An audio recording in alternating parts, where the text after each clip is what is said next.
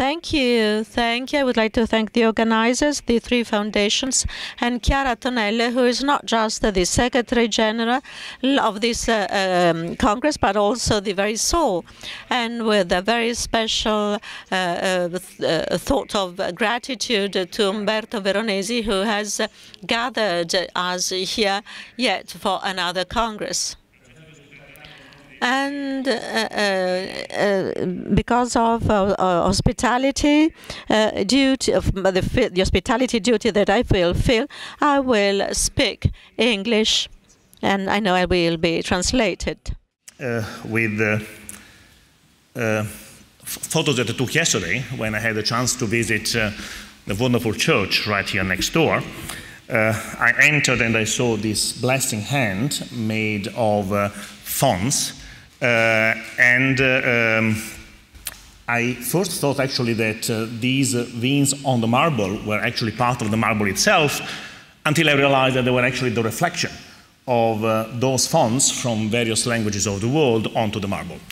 It led me to think about one of, I think, the key points of digitization, namely the transfer of information, in this case, across different surfaces, but importantly also across different matters, and what changes in this transition, which is, I think, a theme that has been percolating throughout this conference. I thought I had 30 minutes, but we are already at 23, so I will try to retune. So let me start with this tweet that I received a couple of years ago that tells us that typing 60 words a minute, 8 hours a day, it takes 50 years to type the human genome. That's 78 million tweets. Now, that's interesting because it's basically sort of translating the length of a human genome into the metrics of a tweet. And so I think it's a very powerful example of what can we do once we understand, probe, and intervene into life as a text, which will be the running thread of my talk. And in a nutshell, I will be telling you about the reasons why I think that the life sciences have been expanding so much into the very fabric of our time. Because this is rooted in their eminent flexibility. And this flexibility entails at its most basic two capacities. On the one hand, encompassing an increasing range of biological objects and functions in digital format. And on the other, that of intervening into those biological objects and functions by harnessing these digital codes through a panoply of molecular switches. And of course, we have lots of evidences of this flexibility, first of all, in the sheer explosion of questions and contexts to which it is being applied. We heard it already from the introduction from Chiara, from molecule to omic profiles, from cellular lineages to organs, from organisms to environments. All more or less classical level of biological organization are now amenable to the digitizable ambition of the life sciences. I will provide you in the first part a number of examples which I think are illustrative of what happens when the digitization really enters and becomes part and parcel of living matter. We have talked a lot in these wonderful 2 days of digitization, but here I would like to touch on a point that I think has not really been covered yet, namely what happens when the digitization is a digitization of and within the flesh. And let's start with Dick and Jane, sort of a prototypical pair for those of you who were not raised in America, of characters that will be familiar to almost every American child. And when Jane grows up, she may actually become the user of so-called Next-Gen Jane. It's one of the startups in biotech that acquired the greatest amount of venture capital last year, and it is aiming at, as you see here, empowering women. And basically what they are developing is a so-called smart tampon.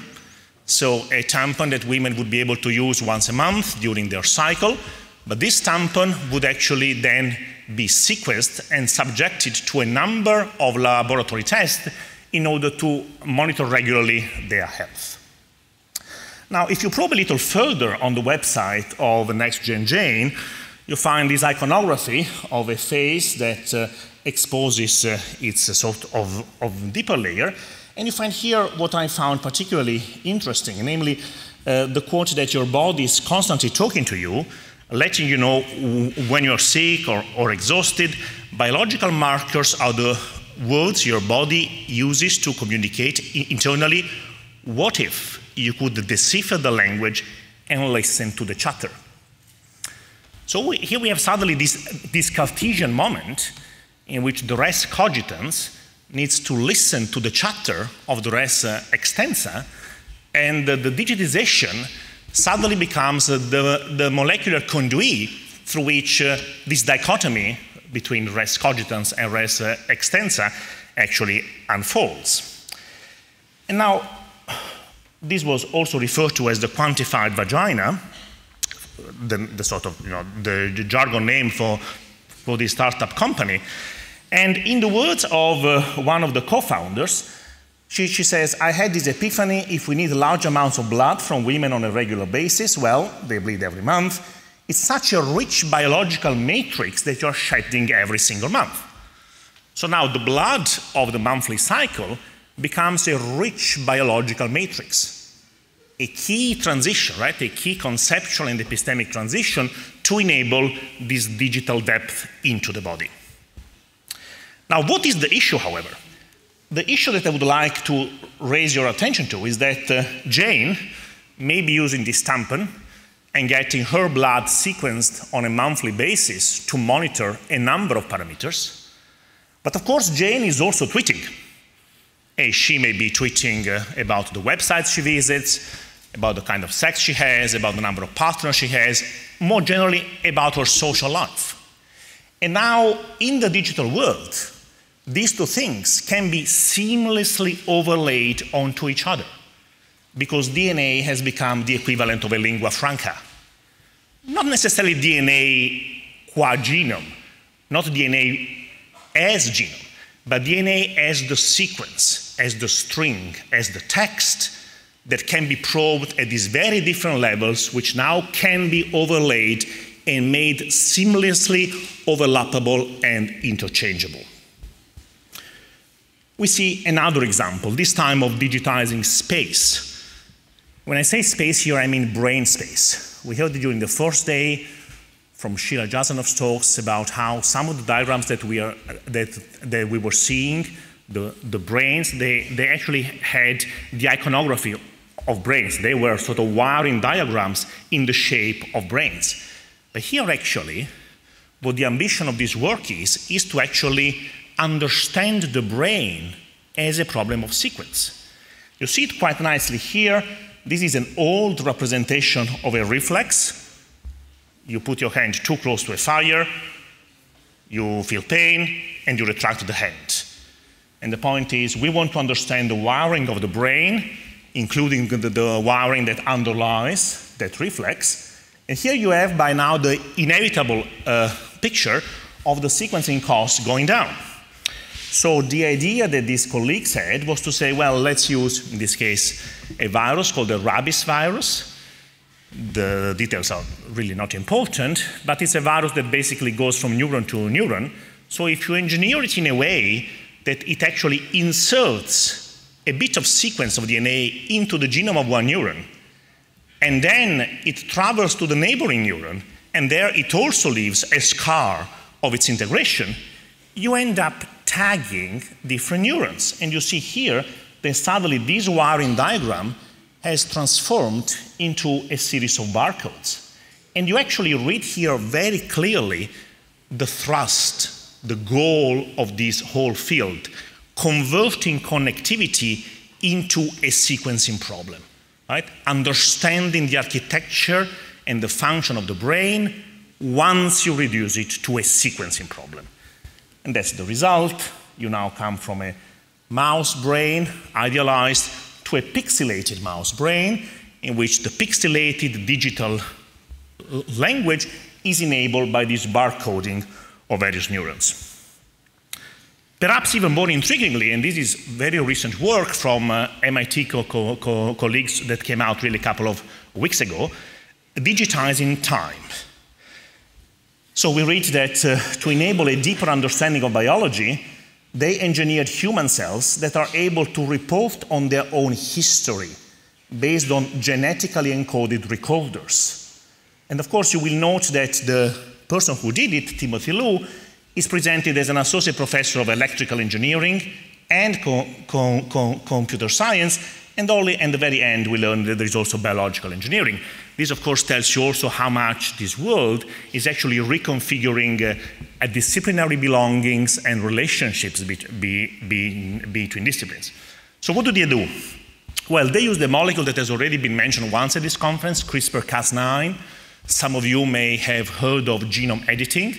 Very briefly, a combination of proteins and RNAs that over the last 3 years have been transforming not only biology, but parts of society that have started to dream or have visions of what biology can achieve, namely because they do very easily something that has been a sort of a holy grail of many scientists for a long time, namely changing in a very precise manner any letter of the DNA pretty much at will. So I will come back to that in a couple of slides.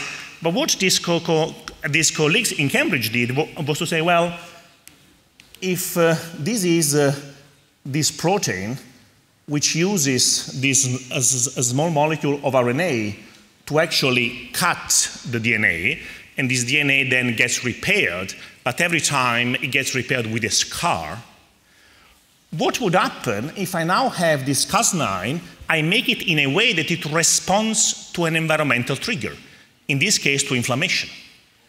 And I build a system in which every time that I activate it, I actually induce a scar in the DNA. So that at the end of the process, a year from now, I can count the scars on the DNA. I can simply read it. And that reading is a measure of how many times the cells in which this circuit was built has been exposed to an inflammatory stimulus. Now you understand the power. They say, and they are right, we want to make history recordable. Now, obviously, mankind has been recording history since the time that we call it history, because otherwise it would be in prehistory. But here, the recording is recording into DNA. Think about the applications. They put the cells into mice to actually have, after 1 year, the readout of how often the mouse had been inflamed.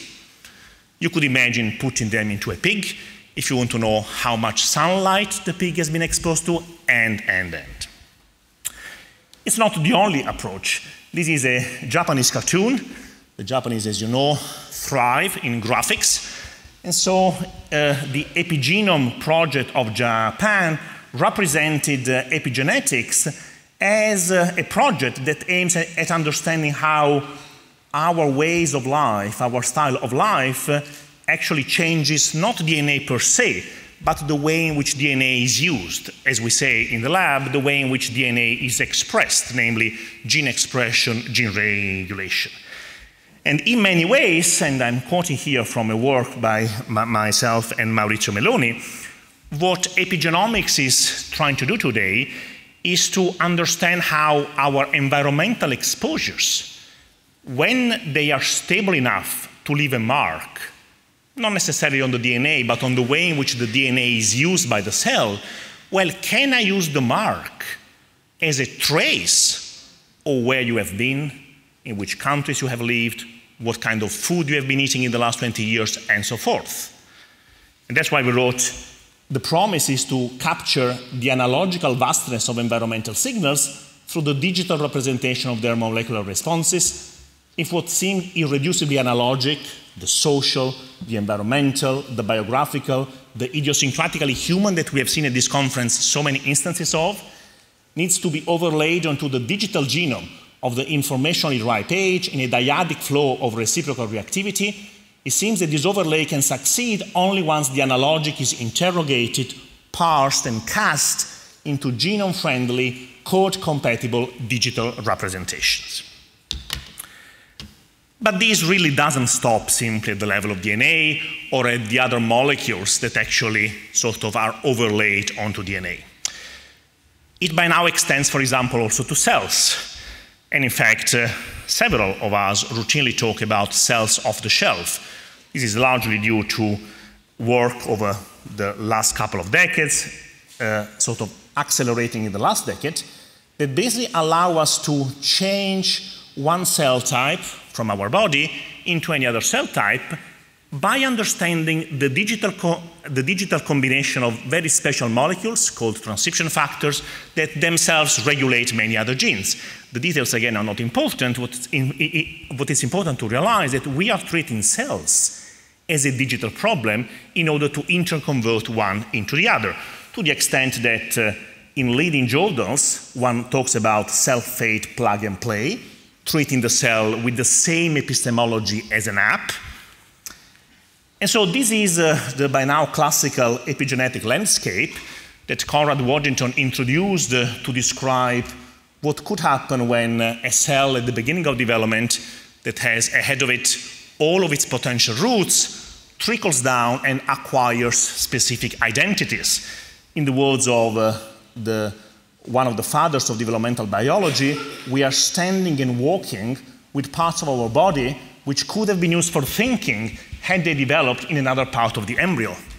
Well, now we can, in a sense, go back in time and do these transitions.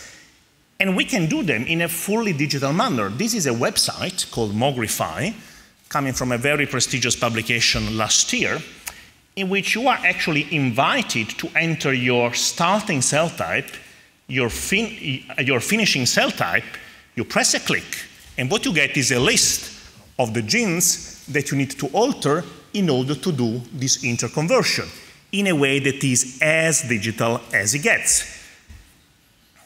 And we apply this kind of technology, this kind of epistemology in our own lab. These are cortical organoids, namely little bits of tissues that recapitulate the way in which our cerebral cortex develop, except that they do it in vitro.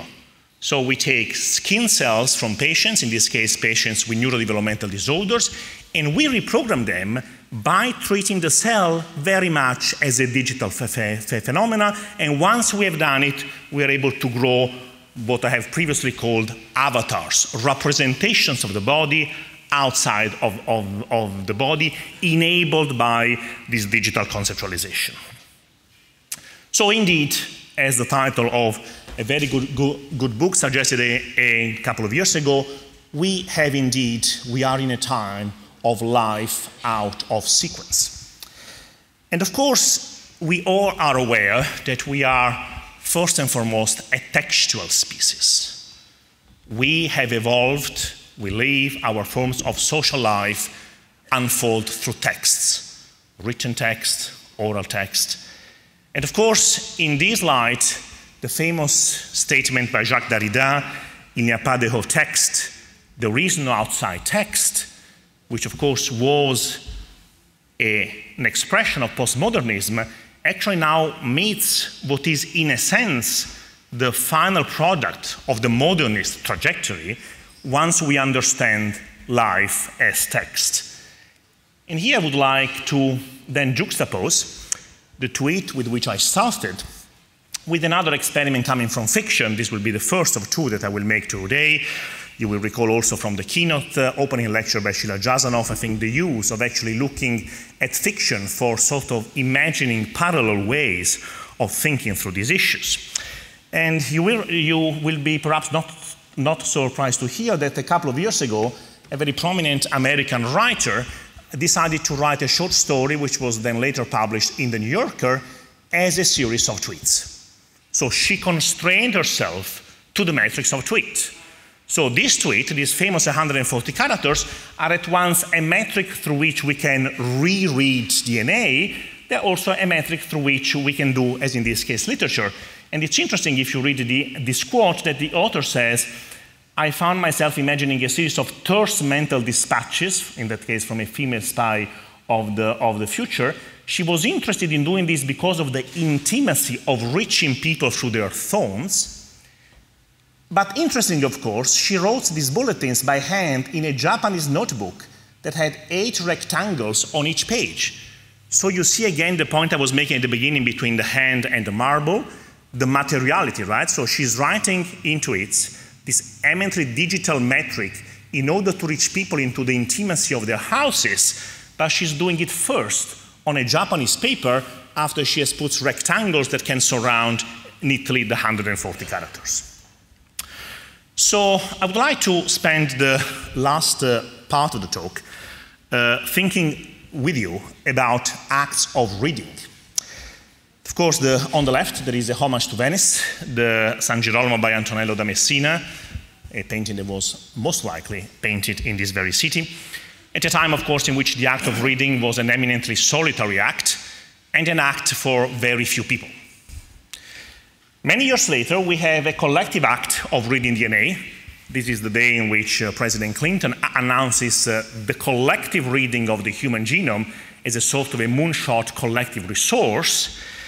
And 10 years later, it's a single individual, admittedly quite famous, who actually talks about her own DNA. So reading goes from collective to individual. And the question is, now that we can write, how is this act of writing unfolding?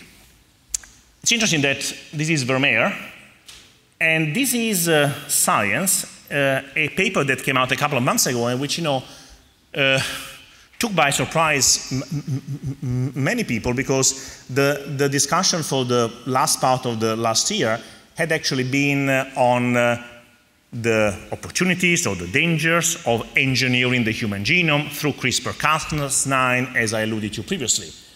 But of course, a number of scientists who wrote, "We need technology and an ethical framework for genome scale engineering," suggested a genome project right. Namely, well, we actually don't even need to think about editing an existing genome. We can think about building it from scratch, which, if you think about it, is the apex of digitization. Once we understand life as a digital code, well, why not just type it and then convert it into a very long chemical molecule and put it into a cell? So I will give you just one example that comes from sort of my work years ago, when I was, in fact, in the team of scholars gathered around Sheila Jasanoff in the project on reframing rights that you heard about on the first day. This was the time of great controversy in the United States. It was the time of cloning, of human embryonic stem cells, the attempt to find ethical solutions to a bitter political divide.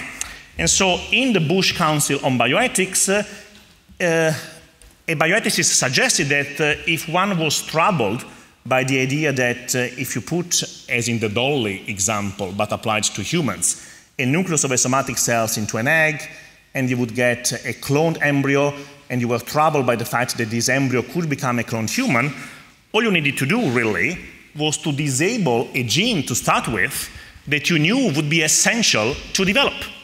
So that by the time you create this new kind of biological artifact, you knew that it could never become a cloned human because it lacked one gene to actually become human.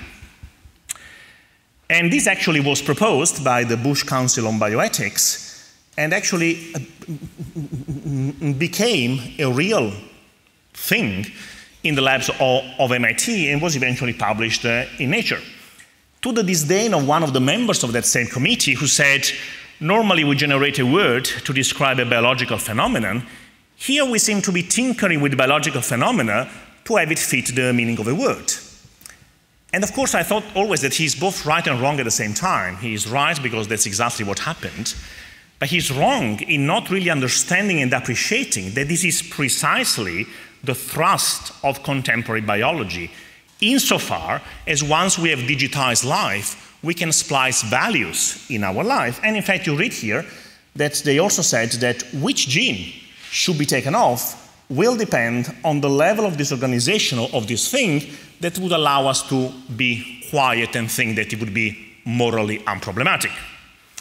Interestingly, a couple of months later, one of the foremost scientists mentioned this discovery, or this invention, actually, it's an invention, by saying, you know, if we had had to ban human cloning by law, we should have had a ban. Now, actually, we don't even need a ban, because we have the technology that prevents that by inserting it into DNA. So you see here that we are juxtaposing two sort of kinds of two law and genetic engineering as two technologies of moral order. And so that I actually wrote that this artifact owed its existence to criteria that became scientific only within a template of moral assumptions, and vice versa became political only within a template of scientific options. So in the very final slide, I think we ought to ask ourselves, who is doing the reading, who is doing the writing, and are we really digital native or rather digital naive? Namely, we may be very good at sort of tipping on our devices, but if we don't ask the questions of who is doing the reading and who is doing the writing, once the reading and writing are within the flesh itself, we may well run the risk of being naive. And so the last example is from a website that I found very interesting, another startup company acquiring a lot of capital called Freenome, that aims at actually sequencing just the free DNA that you have running in your blood as a way to measure a number of traits and possible conditions. So it's actually not dissimilar from Next-Gen Jane, but it's actually even more general in its ambition. I do not have the time to delve into the details of this rather remarkable quote, except that I was struck when the founders of this company proclaimed who they were in this order. We are technologists, we are scientists, we are people. And I think that these are all categories that we should actually ask ourselves all the time in this digital age. Who we are and who are we speaking on behalf of? And so here I have, in fact, the cover of the book I was referring to, in which, of course, we were introducing collectively the notion of bioconstitutionalism, and aptly the publisher chose "We the People" from the American Constitution, which became enshrined into DNA. And of course, this is another representation of a people located in history, which I think is quite interesting to juxtapose to another kind of people. This is from the Obama Initiative on Precision Medicine. Some of you may remember it from last year. There are many differences between these two pictures, the kind of details that we learn about these specific people, and who are these people who are speaking for them, and what are actually these people here, and what can we learn or know about this individual that is sort of coming to the fore, and what is the relationship that this individual has with the other people and with the technological platform that is actually enabled to having this kind of relief over that kind of relief. So I basically finished, and I want to finish with a small story, simply because I think that one of the great things of going to conferences, especially to these conferences, which has sort of never disappointed us over the years, is that you come out of the conference transformed, because you have heard other things, you have new thoughts. And I was quite struck by this terminology used by Alessandro Curioni on the first day, when he was talking about ingested data. And this let me think about food, and of course now we are approaching lunch, so that's also in tune. But this, of course, has been for me an interesting week food-wise, not simply because of the quality of the food, but because it started with a presentation of a book by a very old school friend of mine. And this book came out this week, so my week actually opened with a presentation of this book, which is a kind of a dark fairy tale of a child who refuses to eat because he's afraid to be eaten by the parents. So it's, of course, a metaphor, it's a macabre metaphor about the danger of eating in order not to become food for others. And it seems to me that there are a number of parallels with what we have been hearing in this week. First of all, childhood. It seems to me that an emerging theme is that we feel a bit like children, marveling at the options of the digital world, but also fearful about how best to to start working in it. There are, of course, dichotomies about exactly how much data we want to digest, how much restraint we want to exercise, and how much fear we have that having ingested too many data, we can become ourselves prey, data prey, of data predators in a way that we cannot control. And so I would like to end with the notion that it may be useful to think of data through the language and conceptualization of metabolism. Because metabolism, of course, is a process that we understand to be heavily regulated, in which there are moments of acceleration, but also roadblocks. There are ways in which you accelerate a reaction, but also key gatekeepers that actually control the flux of the various metabolites. And if we go back to the first day, when we were invited to think about how we should act as citizens in the digital age, now that the digital has become so integrated into our flesh, I think that we ought to think in a creative way about these regulatory options. I'll just finish here, thanking my lab, our founders, and if you want to know more about what we do, here is the website. Thank you very much.